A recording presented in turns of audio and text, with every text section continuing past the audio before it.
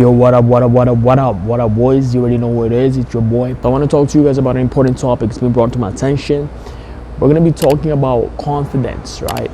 Now, when you hear the word confidence, a lot of you think about this exterior, right? You guys think about this person that is fearless, is unstoppable, right? You think of somebody that almost has no worries in life, right? Almost like they are so sure of everything. Now, in reality, that is false, right? Because we're all humans, we all have fears, right? We all have likes, dislikes, we all have worries, we all have whatever problems, you name it, right? So at the end of the day, you're not really born confident, and you can't be 100% confident. You're not Superman, bro. You know what I'm saying? Your heart is not made of steel, bro. You still have a heart. You're not heartless. So at the end, you can't be 100% confident.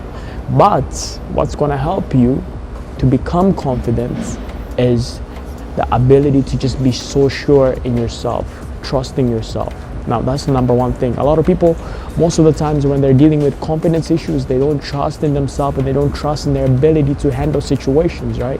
Their mind, in a way, creates these self-doubts, these thoughts that prevent them from becoming what they want, doing what they do. You know what I'm saying? At the end of the day, for example, if I was to give you a scenario, you drove before, you're a good driver, but maybe you drove with somebody alongside you, right? You've drove so many times, you have so many hours under your belt, right? But now that one time, you have to do that one, road trip by yourself on a long destination, because you're so not sure of yourself and you're so used to being with somebody in the car.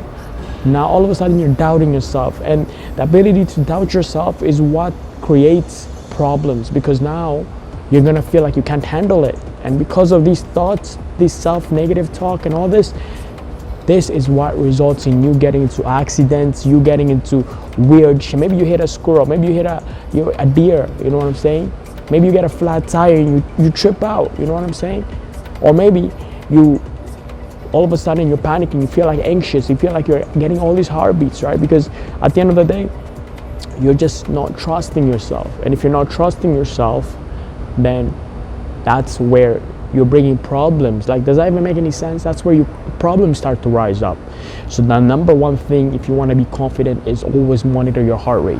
Make sure your heart is at a stable condition, at a stable pace. Whenever you guys are doing something, right? Let's say gym related, right? If you guys are going for your max set, you start feeling that anxious feeling, your heart is beating. Always ask yourself, how's my heart rate? You know what I'm saying? Because what you want to do is you want to relax and make sure your heart is beating at a regular pace. Now, when your heart starts elevating and all this, and that's when you're not thinking right, and your brain is all in a mumbo jumbo, and that's when situation comes in, right? That's when you start screwing up.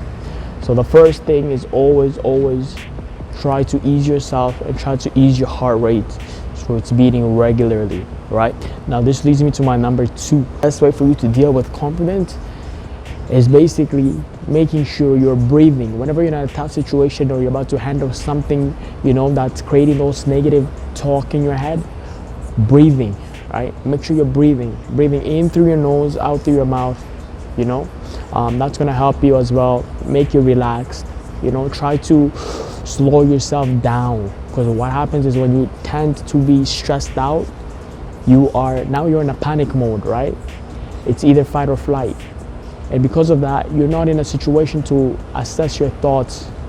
You're not in a situation to know, to properly observe what's going on around you. You're kind of like blindsided, right? So always make sure that you're breathing in and out, right?